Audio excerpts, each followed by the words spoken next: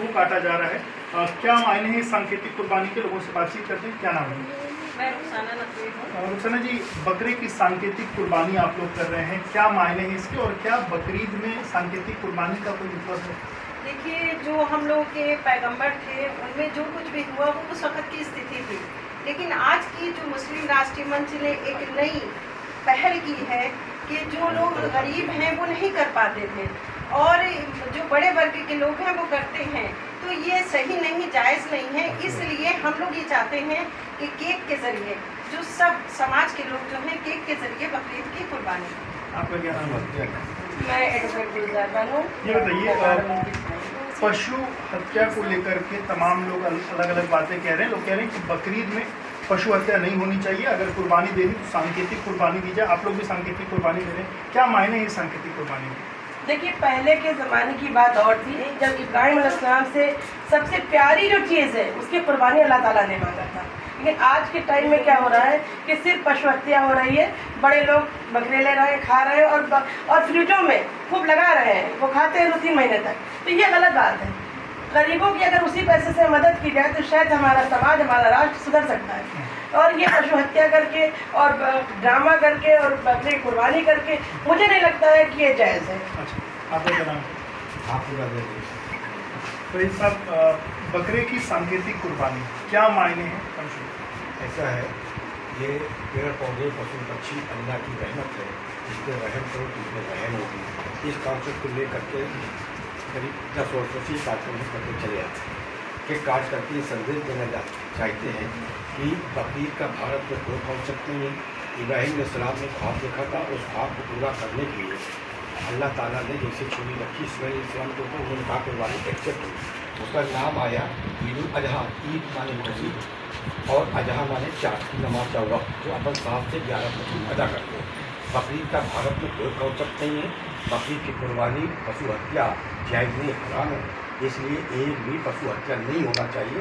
इसका कोई कॉन्सेप्ट नहीं है, ये गुरुवार्ता के शिकार है। तो ये कैसे बकरीद की फिर शुरुआत कैसे हुई? कैसे ऐसा है, उस समय का वक्त दूसरा था। एक नबी या पीर फकीर संत ऋषि मुनि कभी नहीं चाहेगा किसी की कोई ठेस लगे। वो तो नबी थे, एक अकीदा लेना था उनको कि हमारा नबी क्या है।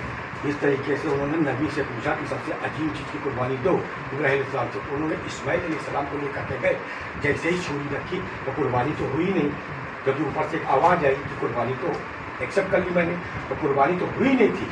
उसी पे वो आया ईद उल अजहा। ईद माने खुशी मनाओ, चाँद माने नमाज का वक्त 7 से 11, एक दूसरे के मुँह मिलो, गले लगो और मुँह मीठा करो। ये कॉन्सेप्ट है भारत का।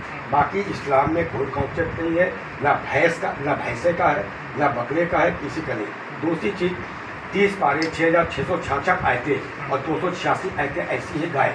गाय के ऊपर तो कुर्बानी कतई होनी नहीं चाहिए, अगर होती तो मक्का में, काबा में इसकी कुर्बानी दी जाती। एक चींटी भी न मरने पाए, इसलिए कोई कॉन्सेप्ट नहीं है। कभी भी कोई महापुरुष नहीं चाहेगा कोई किसी की पशु हत्या हो। इसलिए पशु अधिनियम के तहत अंतर्गत यहाँ का प्रशासन को चाहिए कि कोई पशु नहीं होना चाहिए। जिस देश में एक पेड़ न कटे हमारा, वहाँ इतना बड़ा उपक्रम कैसे हो सकता है। मैं बधाई देना चाहता हूँ। अफ्रीका के भाग है, उसका नाम है मोरक्को। मोरक्को के जो वहाँ के किंग हैं मोहम्मद साहब 6, उन्होंने जो है अपने यहाँ प्रतिबंध लगाया है। और जो चोरी से आ रहे हैं उसको प्रशासन ने आदेश दिया है कि घरों से निकालो वो बकरे को।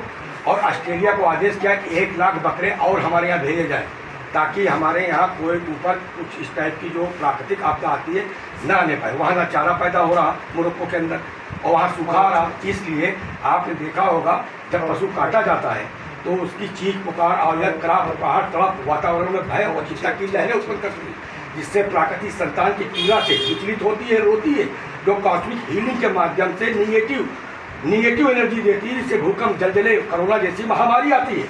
इसलिए मैं अपील करता हूँ मुसलमानों से कि जागो। आपसे अच्छा तो मोरक्को है, वहाँ के ऊपर प्रतिबंध कर दिया गया। जो इस्लामिक राष्ट्र है 99% वहाँ सुन्नी है।